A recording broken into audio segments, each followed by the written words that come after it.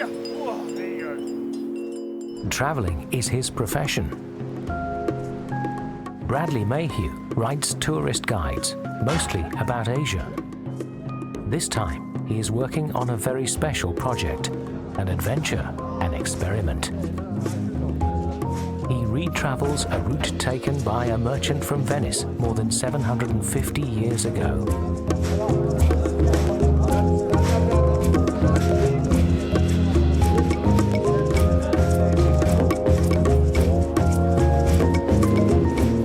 He is happy with any transport he can get. Always east, along the Great Silk Road. Through remote mountain ranges, inhospitable deserts and ancient cities, Bradley Mayhew follows the route of Marco Polo. From Venice to Beijing, through countries such as Iran and Afghanistan, 10,000 kilometers overland, a journey as great an adventure today as in Marco Polo's time.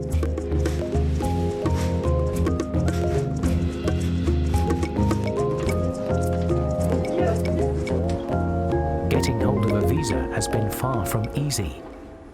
This is a country with, shall we say, a dubious reputation. On a train, headed for Tabriz. It's good to be here at last. Bradley Mayhew has been on the road for almost 2 months by now. From Venice, he has traveled through Israel and Syria to Turkey. Now he has reached the 5th country on his route. Very plush. Tea, coffee, free newspaper. What more could you want?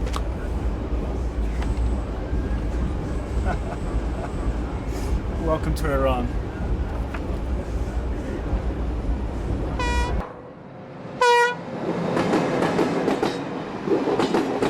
Oh, big bad Iran, the land of the Ayatollahs. It's got such a terrible reputation that for me that just makes it even more interesting. No, I just can't believe that the country is as bad as all the images I see on the TV. So for me, it's an extra thrill to have a look at what the country's really like. You know, just try and get beyond the headlines. And the one thing I've found in my travels is the worse the government, often the nicer the people. So I'm looking forward to getting underneath the skin a little bit. It hasn't been easy to find a travel companion in Iran, but a friend has helped Bradley with an email address, and now he is here. Arash Saitodi, a young lawyer from Tehran. You're welcome. Shall we take a cab and go to hotel? Perfect. Arabs, Turks, Persian Safavids and Russians have ruled over this magnificent trade center located in the west of present-day Iran. Today, 1.5 million people live in Tabriz.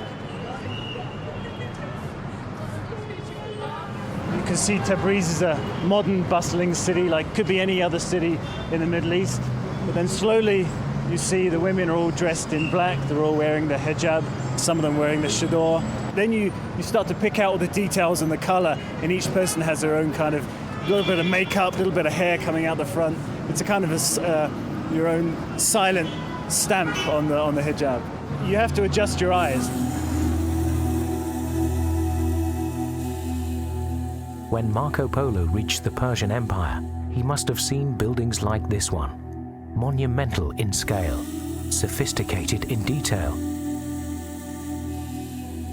The Blue Mosque of Tabriz. It took 33 years to cover the building in blue glazed ceramics.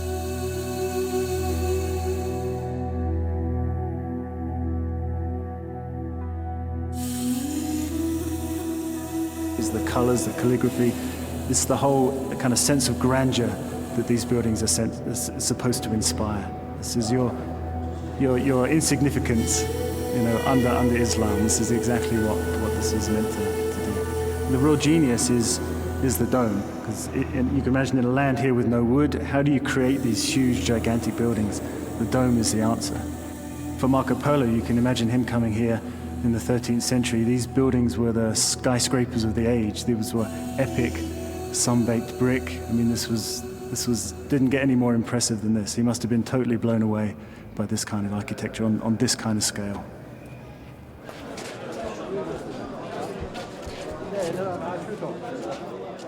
The Tabriz Bazaar had been one of the most important hubs along the Silk Road. Goods from China or India were collected here before they were traded on to Europe. For a millennium, carpets have been the most important commodity here, brought from across Persia.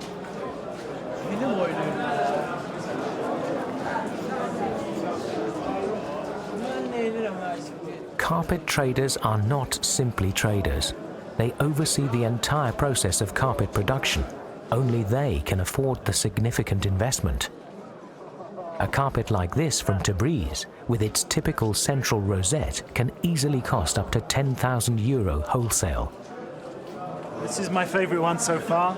I'm not sure it's quite going to fit in my backpack, but you know I'm going to try. If only I had a horse or a camel, this would be the one to take.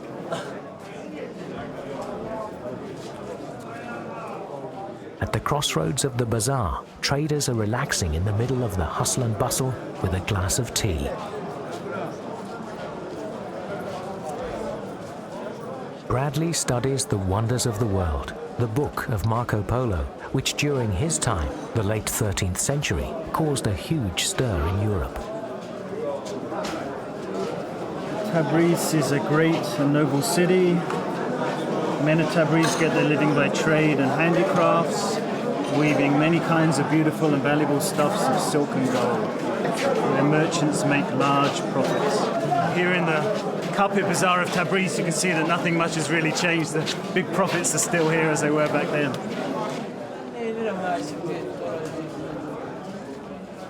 7,000 shops spread over 7 square kilometers, 24 caravanserais, and as many timche, canopied market halls make Tabriz one of the largest covered bazaars in the world. In one of the eldest timche, second-hand carpets are for sale. It's really a rich series of designs. You've got like a tree of life design.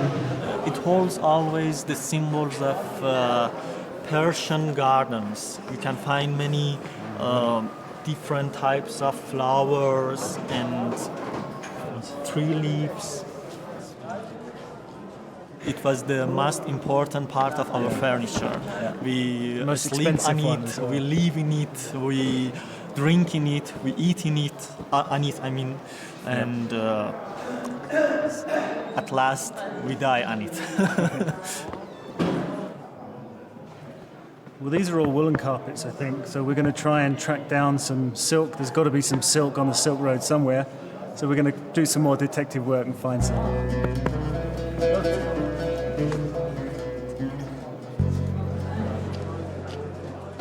The Tabriz Bazaar is not only the largest commercial center for Persian carpets. New carpets are designed here as well. Antique ones are restored. And also the yarn from which the carpets are made is dyed right here in the bazaar.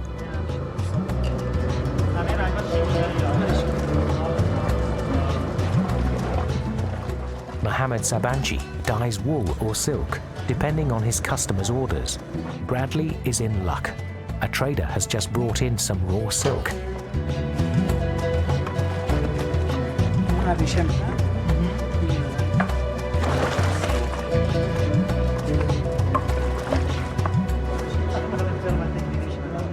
Natural dyes are still used for carpets of the highest quality. The dyes are for sale in the bazaar as well. Yeah, that's the great thing, is that they're not selling just new plastic goods made from China. A lot of these goods are made in these back alleys and just behind the facade that you see. So it's all still going on in the background. It's yeah, really nice to see this.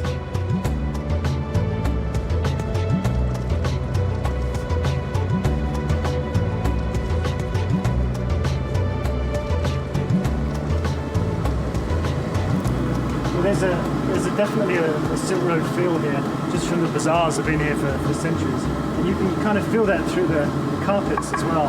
This has been a carpet centre for, 1,000 years or so. And you get carpets here from all over Asia, from Azerbaijan, Turkey, from Turkmen carpets, from Bukhara, Pakistan, Afghanistan. They all come in here to Tabriz, and it's like there's a mini Silk Road of its own here. How is it? Is it good? And where does the silk come from? Arash and Bradley hear that there is a village not far from Tabriz called Hanimu, in which silk is spun. 30 to 40 kilometers far from Tabriz.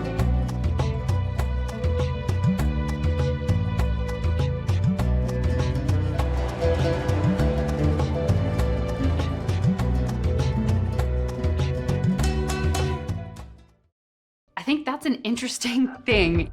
This one piece will make 52 layers. Watch on mobile devices or the big screen. All for free. No subscription required.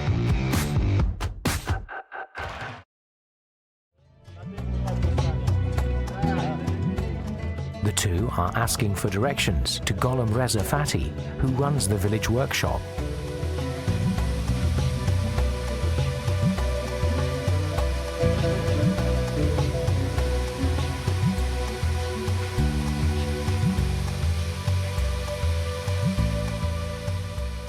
The raw silk comes from other regions of Iran, but it is spun and processed here. 200 families in the village make their living from knotting carpets.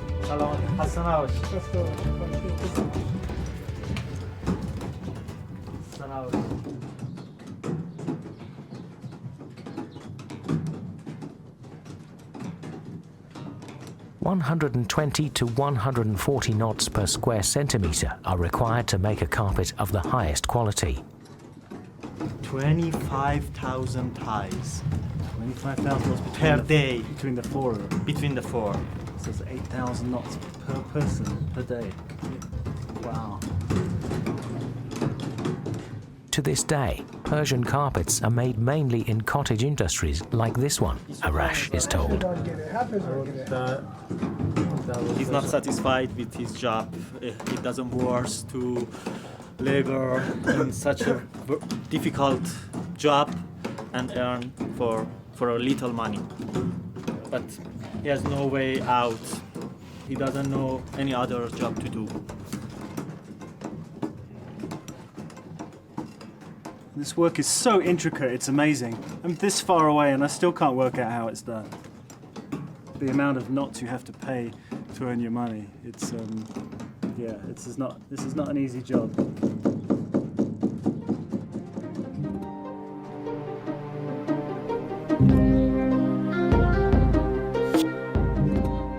Some 400 kilometers east, Bradley follows a path that leads him into Iran's highest mountain range.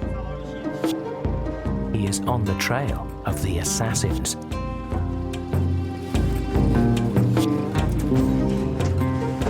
We've still got about 70 kilometers of roads to go up in the mountains. Back in Marco Polo's day, this is the center of a violent, enigmatic sect. We're going to check it out.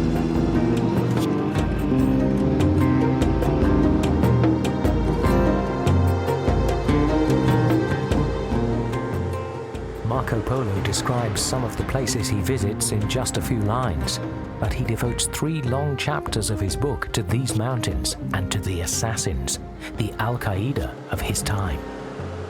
I think he was recounting one of the major stories of the day. This was something he'd heard all along the Silk Road. It'd been kind of whispered down the stages, and he'd heard this story, and this was the big news of the time. It's got everything. It's got murders, assassinations, it's got castles up in the mountains, it's got images of paradise, it's even got racy references to women. So it's a very exotic story he was recounting back to his readers back in Europe. Deep in the Elborz mountain range lay the headquarters of the assassins, hidden away on an impregnable rock. This is where Hassan al-Sabah created this earthly paradise. He would drug up these young warriors with hashish, he says, hashishin, the assassins. He would then drop them in this beautiful garden, these streams of honey and milk, beautiful flowers everywhere. And according to Marco Polo, these young women, experts in the arts of love. It's a very kind of salacious little comment. And then the old man would take them out the garden, bring them back here and say, I can take you back to paradise. I have this power anytime I want. And now if you do my bidding, I can bring you back here. Killings, assassinations, and suicide missions were the hallmarks of the so-called assassins, who can be considered the first suicide bombers in history. Viziers, princes, the Caliph of Egypt, famous statesmen of their time, all fell victim. The remnants of their fortresses are all that remain. Sending out these young men on religious or politically motivated assassinations, fueling these guys with the idea of martyrdom and paradise. I mean, for me, if you then add some words like Al-Qaeda or suicide bombers, there is a parallel to the modern world. Not here, not Iran. I'm not talking about the Iranian regime here at all in any way, but on a more general level, there does seem to be some parallels. There does seem to be even some inspiration.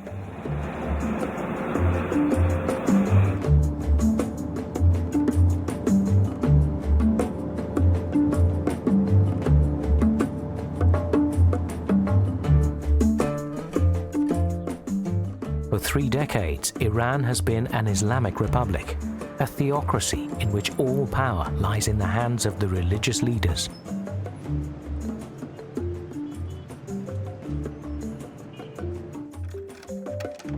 Staying with Arash saves Bradley the cost of an hotel, which is fine with him. No one becomes a guidebook writer to get rich. Hi, it's Bradley. Yeah, I'm fine, thanks. Everything's good. I'm still alive. I'm in Tehran. Yeah, I can't believe it either. They actually gave me a visa.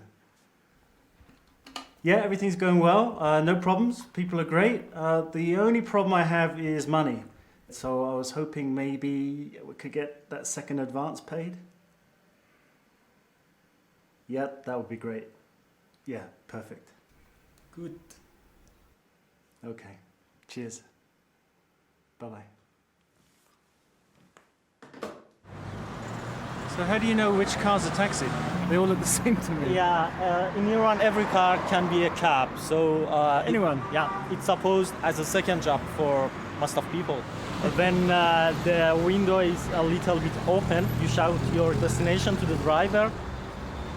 Shah Abdolazim. The two are heading to the holy shrine of Shah Abdolazim in the south of Tehran. Arash explains that taxis in Tehran don't simply go where you want. You take them to a certain location and then take another cab. You speak English. Where you come from? Yeah, and you speak English too. Yeah, a little. I'm from England. And how's life in Tehran? Oh, not bad. Yeah? Yeah, we are used to. Do you have any modern Iranian music you can play? Yeah, of course I have. Yeah, that would be good. I can play my own music from my band. You have- You're interested in. You have your own band? Yes, I'm a musician. Can hear your band. Ali Reza Tabatabai is a drummer in an underground band. They arrange to meet in the evening. Ali Reza, nice to meet you. Great, thank you. Hope to see you tonight. Yeah.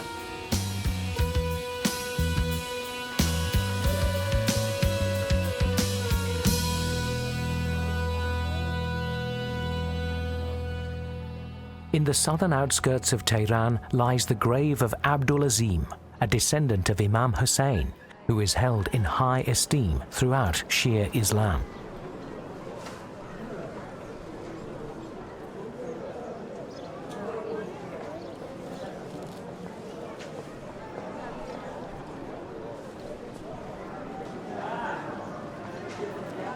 The people come to holy shrines for praying and crossing their fingers for important issues like marriage, important exams, or the issues of private life. Only believers are allowed to visit the grave of the Imam. As a non-Muslim, Bradley has to wait outside. There are tens of thousands of shrines or imamzadeh across Iran. This is the third or fourth most holiest shrine in the area. There is a great, wellspring of faith, and this is one place where you can go and express that. And it's a very important part of the Iranian psyche. It's very much government supported as well. Connected to the shrine is a mosque.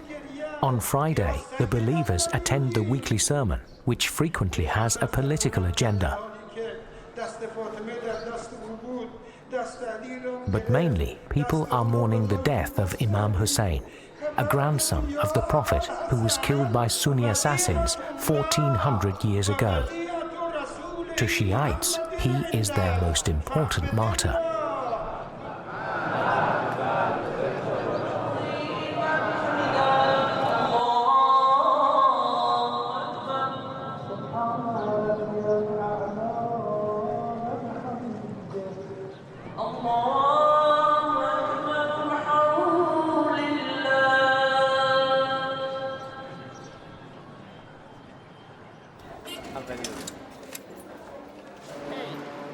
Back to the city centre, with the brand new metro line number 1, towards Imam Khomeini Square.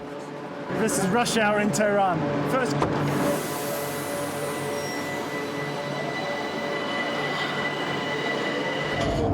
I'm going to go and see that drummer, you know, the guy we met in the taxi? He says I can go and listen to his band, so I'll head up to North Tehran. I'm worried about you if you are going to be lost. You're in Tehran, you cannot speak Farsi. No problem. I'll find my way, no problem. Okay. Go out. Well, I'll see you later, yeah? See you tonight. See you. Okay. Yeah, Bunny Payong.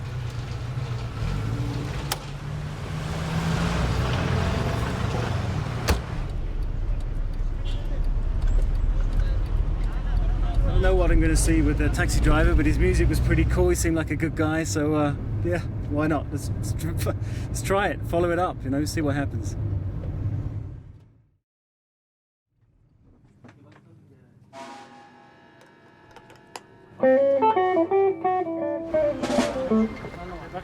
It seems to be the right part of town, but which street and which house? Better to ask again. Mostarim means straight ahead. Well, I still don't know where I'm going, but I will find it.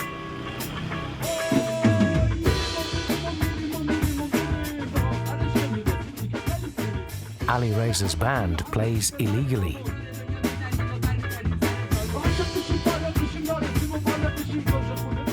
We walk, but we don't get ahead, they sing. Like in a cage we live, imprisoned. The world is turning, but we are stuck. Balgard, or Helicopter, is the name of the band. Their music is available only in Canada or on the internet.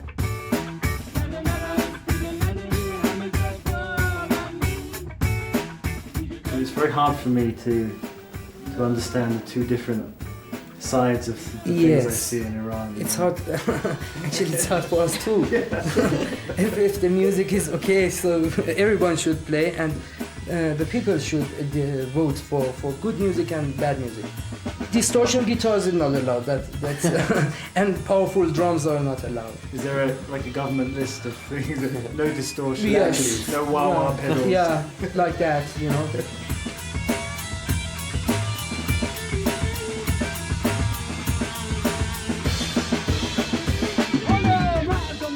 We have so many fans here. They never see us playing live for them. And there's no way at all that you will ever get permission? It's too dangerous. No, it's too dangerous. Hey people, let's do our own thing, they say in the song Mirim O Mirim. In this world, there is no space for us.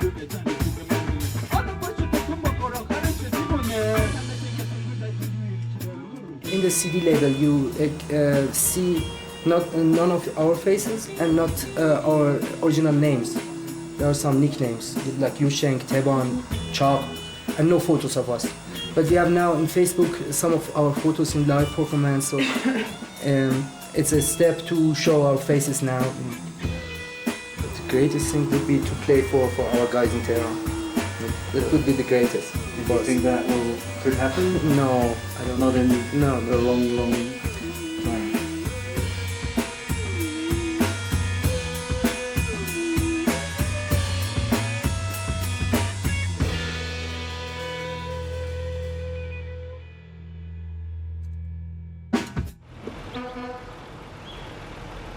Bradley and Arash want to move on. From Tehran, the Silk Road leads straight eastward to Afghanistan, but the Polos took a different way, and so does Bradley. I've been following the main Silk Road from Tabriz going through Tehran, and then I'm actually branching off south now, following like an extension of the Silk Road that connected the main Silk Road to the sea. The Polos traveled south through the vast deserts of Iran towards the Persian Gulf.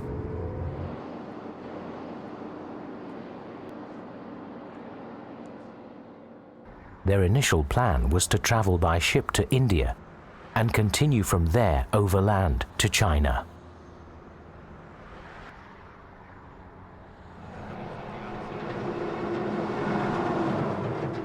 The truck stops on the highways are modern-day caravanserais, the oases of the truck drivers. Arash negotiates a lift on motorway 71.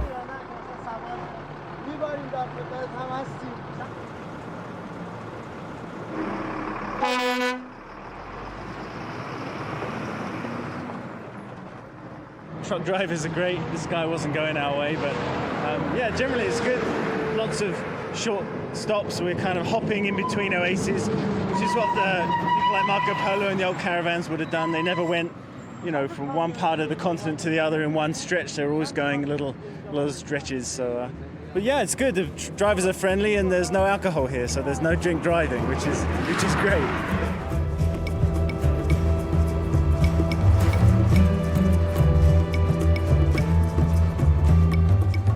You never have to wait long, and if the cabin is already full, people shift up to make space. For me, Iran is the most surprising place on the trip so far. It's got such a terrible reputation. I told my wife and family I was going to Iran. I'm sure they're all completely worried about me. But it's been completely different from what I expected. Very friendly people, very young. Lots of invitations for tea, dinner. It's just been the most delightful place to travel to.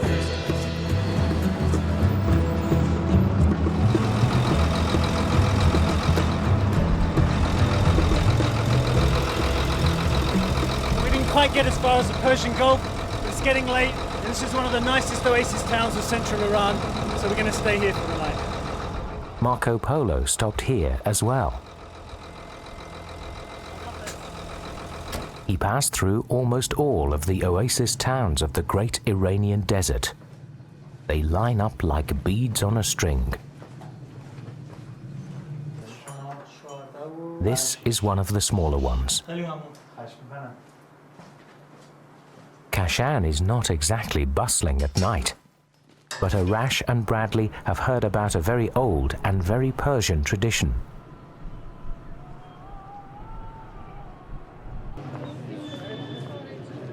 The sound of prayer and recitation leads them to the Zoroastrian, which literally means house of strength.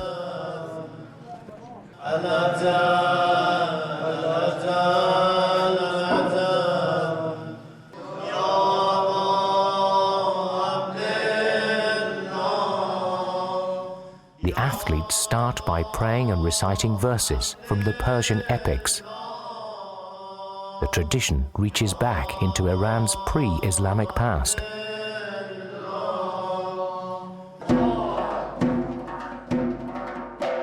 The exercises begin. Some of them have their roots in Sufism, the mystical face of Islam. The aim is to maximize courage, selflessness, and strength. In earlier times, the ancient sport was a way to keep the men fit for war.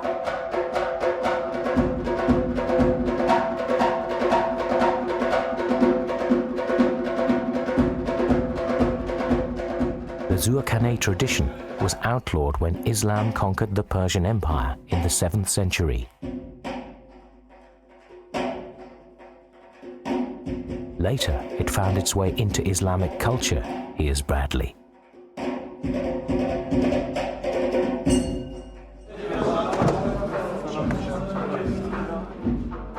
The Murshid, the master of the group, marks rhythm and controls the pace of the exercises with clubs of different size and weight. The heaviest clubs weigh 20 kilos each.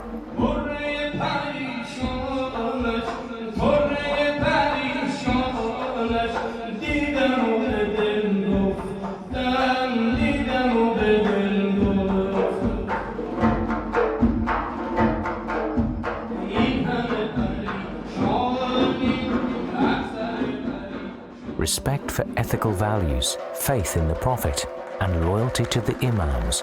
This is what makes a true Iranian Pahlavan today.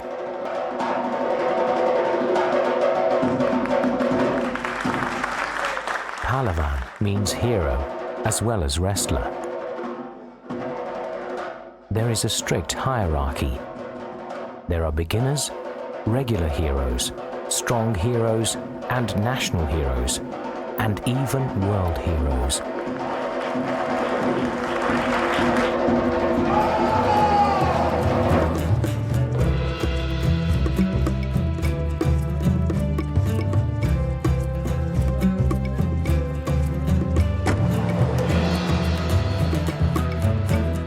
On the road once again through the Dashti Kavir, the Great Salt Desert.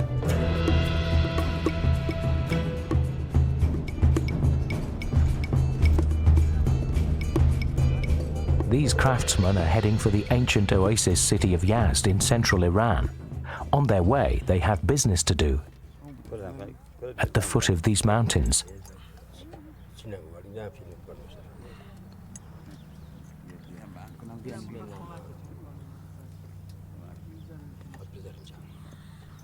The Persian Qanat system is 4,000 years old.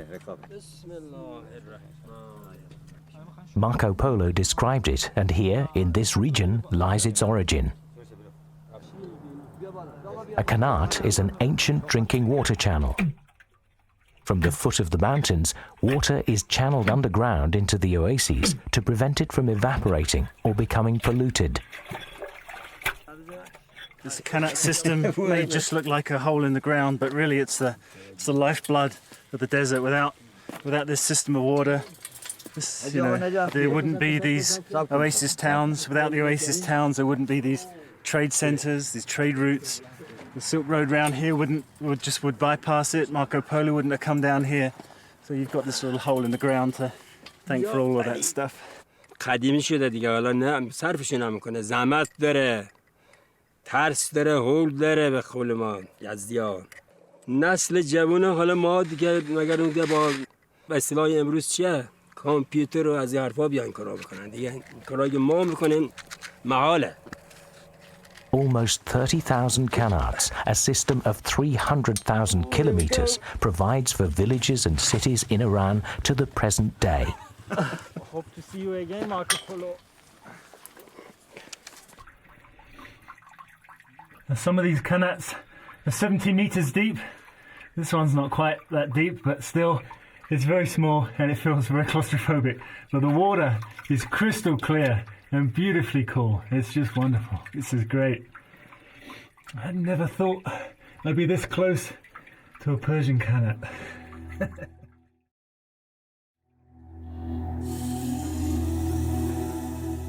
One of the world's oldest cities. Its origins stretch 7,000 years into the past.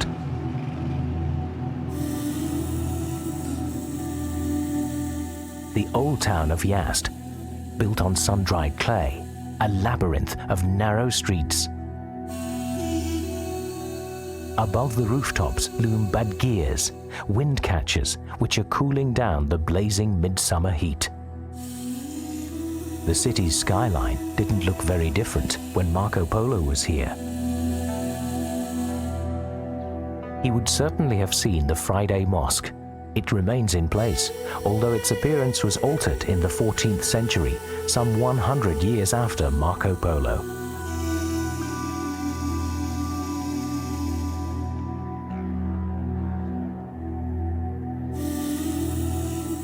Its richly adorned interior is vaulted by a self-supporting dome.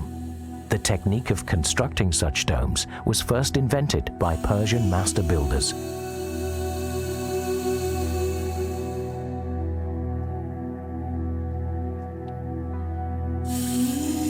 can imagine you being on a caravan through the desert for several days. As you see this blue, the portals of the mosques, you see the tall minarets from probably 2 days before you even get there.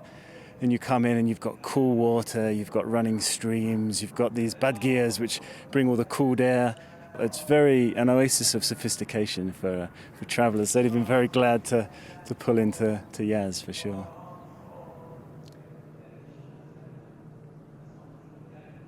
In his book, a travel log entitled The Wonders of the World, Marco Polo writes, Yazd also is properly in Persia. It is a good and noble city and has a great amount of trade. They weave their quantities of a certain silk tissue known as Yazdi, which merchants carry into many quarters to dispose of. This, I think, is the terme brocade that the city was famous for. So it'll be interesting to head down into the bazaar. You see this line of domes or cupolas? That's the roof of the bazaar. So it'll be interesting to head down there and see if they're still selling this after a good 700 years since Marco Polo was here.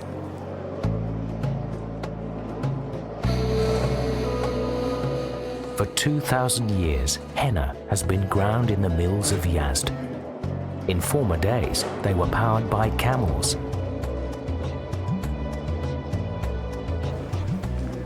In a Persian bazaar, craft and trade lie side by side. The silk tissue described by Marco Polo was in great demand in Venice by the rich and beautiful.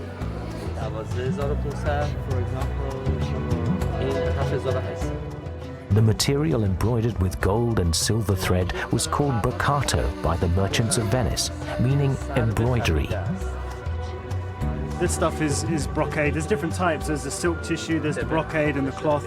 And this stuff would have been traded up and down the Silk Road. It was a high value, low weight commodity. So it would have been traded all the way through to Venice, where I'm sure this would have been on for sale somewhere in the Rialto Square. And some Venetian prince, probably a relative of Marco Polo, would have bought some at some point.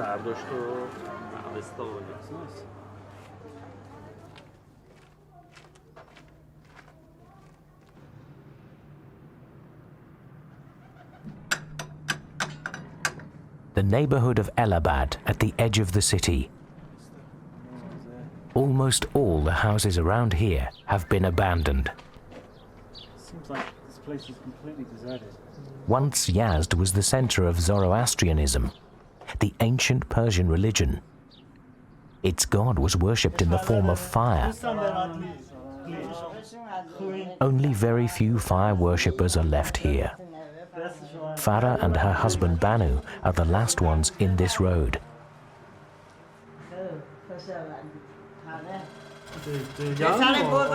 All their children and grandchildren have moved away. Most of them to America, Bradley understands. Others to Canada and Tehran.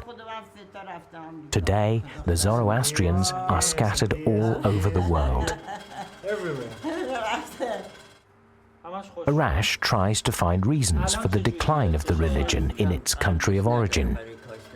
Most of the people here were farmers, says Banu. As water has become increasingly expensive, many Zoroastrians moved away. From originally 500 people in this quarter, there are just 10 left. The Islamic Republic of Iran granted them the status of a protected religious minority. Nevertheless, Zoroastrians feel marginalized. Yeah, Yazd was really the heartland of the Zoroastrian community in Iran and pretty much in the world. Since then, there's a lot of moved away to India, where they're the Farsi, Parsi community. But yeah, it's in its heart, and it's in the Islamic Republic of Iran. There's not much space left for Zoroastrians.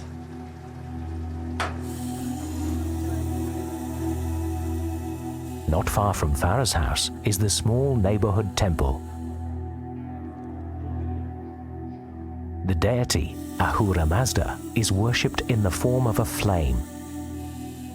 Between 1000 and 1500 BC, Zoroaster founded his religion as the first monotheistic religion of humanity.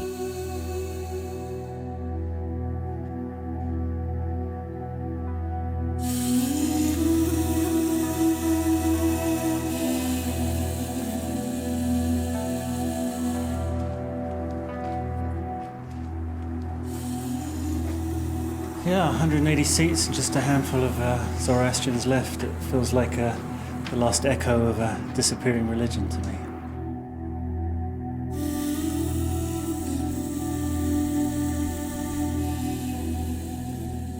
On the southern edge of the city, the Towers of Silence.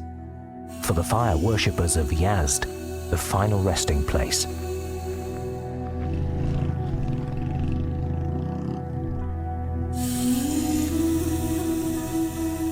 This is where the Zoroastrians come to dispose of their bodies. They believe that burying them in the ground is polluting the earth.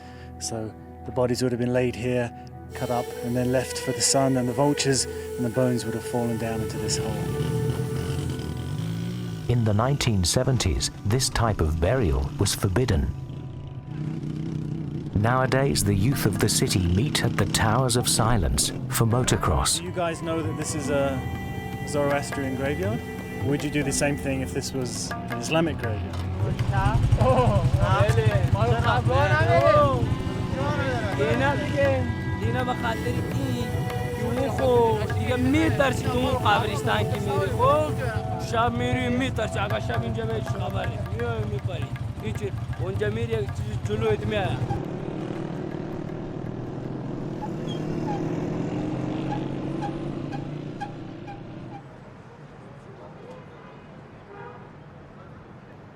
Bradley and Arash want to go further south. This time they've decided to hire a car, which in Iran can be found at any street corner.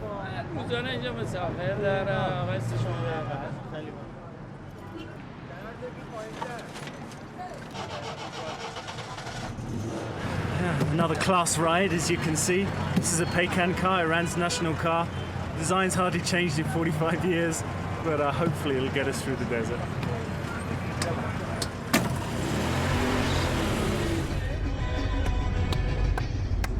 Let's go, Marco Polo!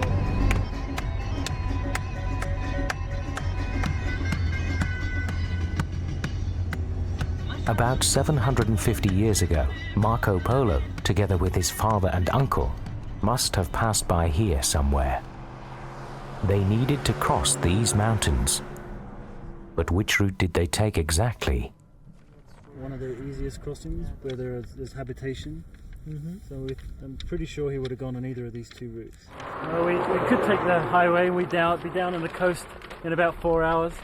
But we're going to make life difficult for ourselves and try and take one of these mountain paths and try and match the topography with Marco Polo's description. Well, this is what travelling's all about for me. Tracking down routes, places, doing some detective work, digging around a little bit, asking people about what they know about the route. This is what guidebook writing is, and this is right up my street. It's great.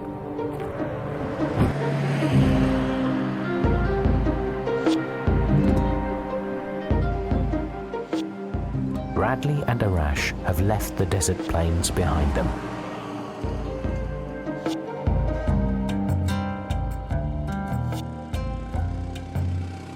Now they are looking for a way through the mountains that separate the desert from the Persian Gulf.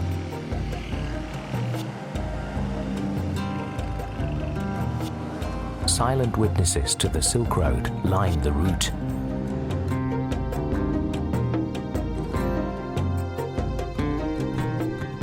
Deserted oases, the ruins of caravanserais.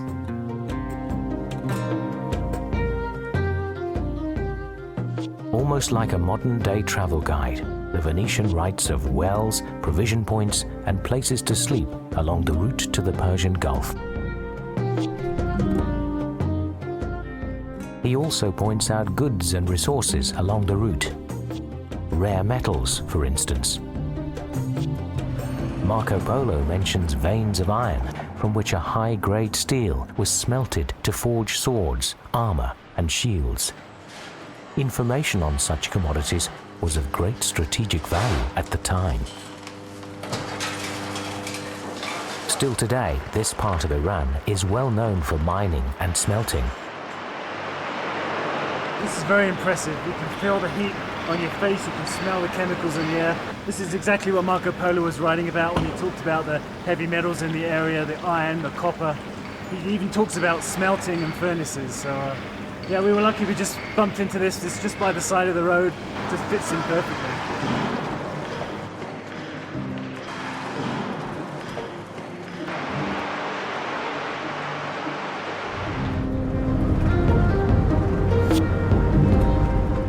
Apart from metals, he also reports on the murderous black bandits of these mountains, the Karaunas. If you see someone trying to flag us down, you just keep going straight, okay? Don't stop. You can see we're now descending down to the coastal plains. This is where Marco Polo writes about the Karaunas, this kind of strange half Mongol, half Baluchi collection of bandits. He reckons 10,000 bandits roamed this area and had the ability to create this black fog over the whole kind of plain here, and then they would come across and pick up anybody they could find, sell them into slavery or kill them.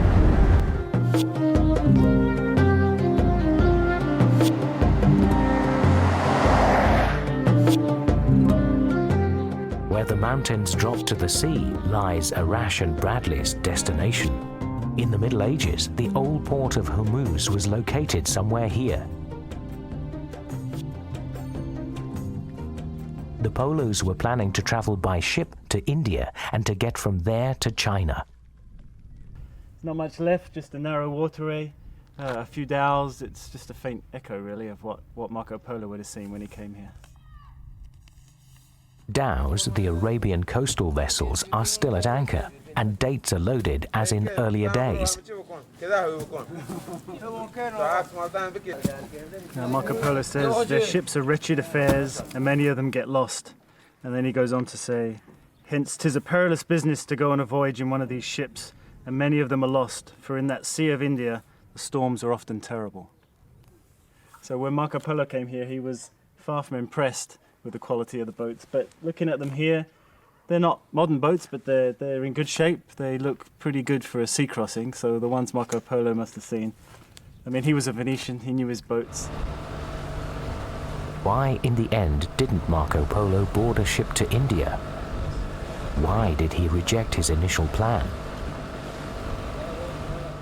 Perhaps the clue lies on a small offshore island in the Persian Gulf.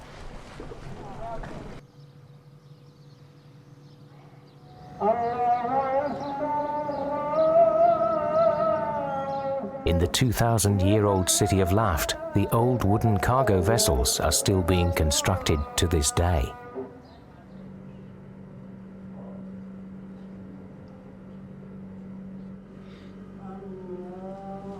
His day begins in the mosque.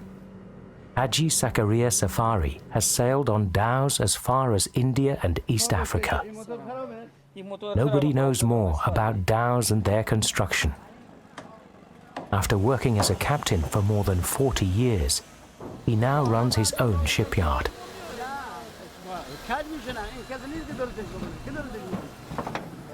Today, the sailing vessels are equipped with diesel engines, but they still sail the coastal waters of the Indian Ocean.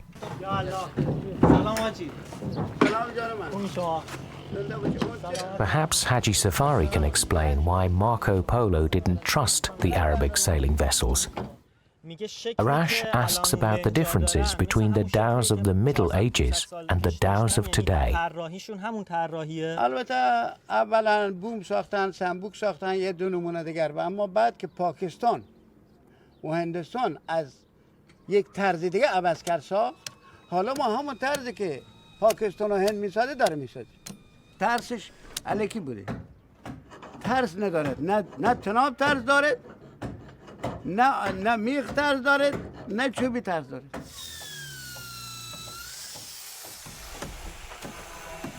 I mean, Haji's boats look great. I mean, they're really well made, first class. But you can imagine 700 years ago, and they were held together with bits of coconut rope and fish fat, that they probably looked pretty bad to Marco Polo's eyes. And I mean, this was a serious decision for Marco Polo. This was the real hinge point of his trip, a real pivotal moment. And these boats, he must have thought these boats were really awful to choose this unknown route through the deserts of Asia rather than this maritime route to India.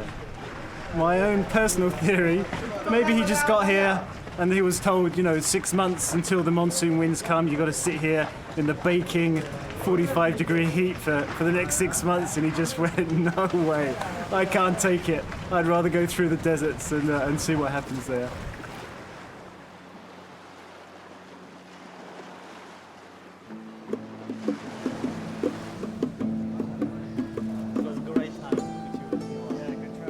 Arash flies back to Tehran.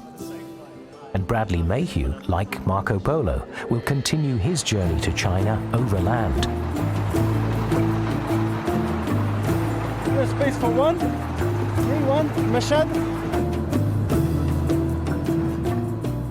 Bradley is now heading northeast. It takes 1,000 kilometers to cross through the largest of the Iranian deserts, the Dasht Ilut.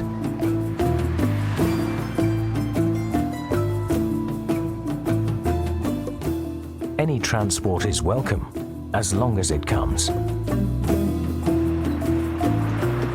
Hi honey, it's me. And how things at home? Yep. Ah, great, that's good. Yeah, Afghanistan is next. Yeah, I know, I'm gonna take care, don't worry. Yeah, I should be crossing over the border in a day or two. Yeah, thanks honey.